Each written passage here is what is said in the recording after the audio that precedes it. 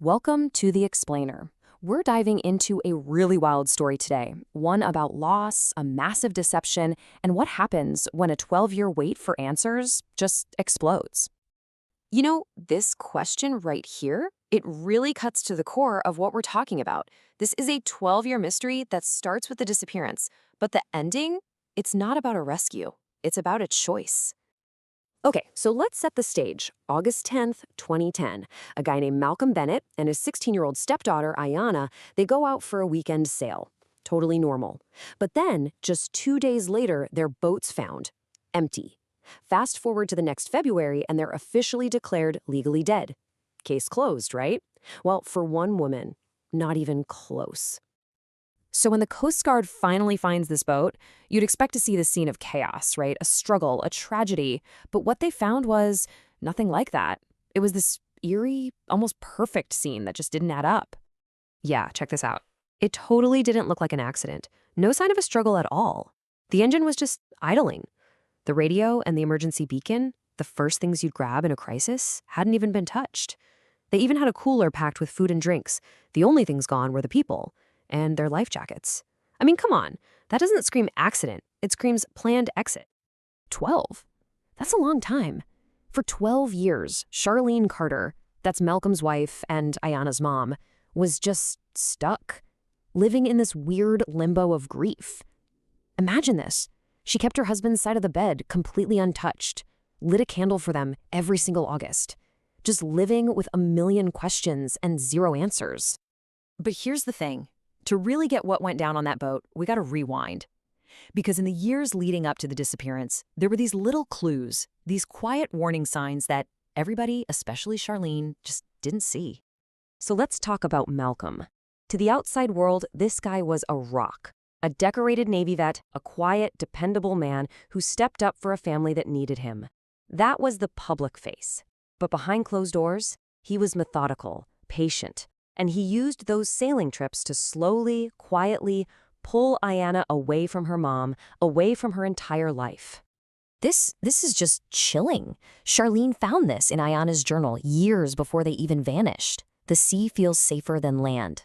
At the time, you might think, oh, that's just a teenage thing, a metaphor. But it wasn't. It was a confession, a truth that Charlene wouldn't understand until it was way, way too late. All right, so fast forward, 12 years have gone by. The case is basically frozen solid. And then, out of absolutely nowhere, the whole thing cracks wide open. And not from some brilliant detective work or a new lead. Nope. It came from the most random place you could possibly imagine. I mean, after more than a decade of silence, what could possibly break this case? You have to remember, Charlene had pretty much accepted it. She was grieving ghosts, living a life without answers. But then, a simple video message, a text from a friend on vacation, was about to detonate everything she thought she knew. So, get this. A friend sends her a 26-second video from a street festival in Ecuador. It's just a fun, simple clip. You know the kind. Shaky phone camera, lots of bright colors, people dancing.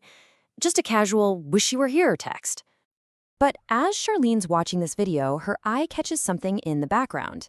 It's blurry, not the focus of the video at all, just a couple, a man and a woman, dancing and laughing together. And then, everything just stops. She freezes. The man, he's older now, got a gray beard, but it's Malcolm's posture. It's his smile. And the woman, she's not a kid anymore, but that's Ayanna's laugh. No doubt about it. They were alive. And they were together. It was them. And just like that, everything changed. In an instant, this wasn't about grieving a loss anymore. It was about an unbelievable betrayal. She realized her entire life for the past 12 years wasn't just a tragedy. It was a lie, a complete fabrication. So what does she do? She books a one-way ticket to Ecuador. Now, she didn't just go in guns blazing. Think about this. With nothing more than a blurry screenshot from a video, she flies to Ecuador, finds the right town, and for 4 days, she just watches them from a distance. She learns their new names are Miguel and Rosa. She sees this quiet, private little life they've built on top of her pain. And then comes the final gut-wrenching confirmation. She watches Malcolm kiss Ayanna, right there in the town square. So when she finally confronts them, Can you even imagine that moment? Her words cut right through 12 years of lies. You let me grieve you. You let me bury two people who were alive. That confrontation, well, it didn't end with a tearful reunion or an explanation.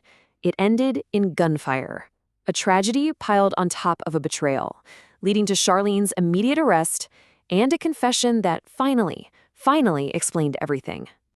And the trial just laid it all bare. Charlene didn't even try to run. She put the gun down and just waited for the police. She gave a full confession, explaining the whole 12-year deception.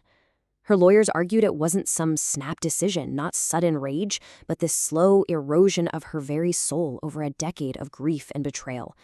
In the end, though, the jury found her guilty. 2 counts of second-degree murder. 30 years. You know, in her official statement, she said this, and it's so telling. I didn't kill strangers. I killed the ghosts who haunted me. For her, this wasn't just about ending 2 lives. It was about ending her own personal haunting, one that had completely taken over her life for more than a decade. And this last part of her confession, wow. I know it was murder, but don't ask me if I take it back because I finally stopped drowning. It just captures this profound, maybe even twisted sense of peace she found. Even facing decades in prison, in her mind, she had finally come up for air after being submerged in lies for 12 years. So that's where this story leaves us. It's not really a story about a disappearance, is it? It's about a betrayal that was cleverly disguised as a tragedy. And it forces you to ask, was what Charlene did at the end an act of justice, or was it just the tragic end to another life, her own, that was lost a long time ago?